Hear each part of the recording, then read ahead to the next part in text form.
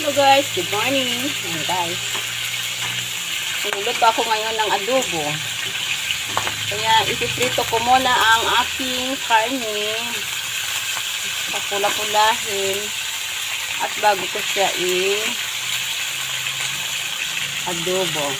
Ayan na guys, napula-pula ng aking baboy.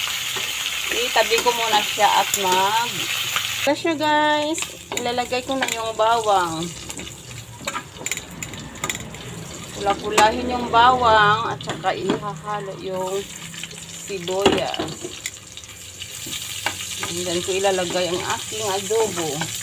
Ayan siya guys. Ito ng aking adobo. Ayan.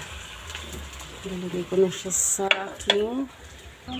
Ayan na guys. Luto ng aking adobo. Kainin na guys.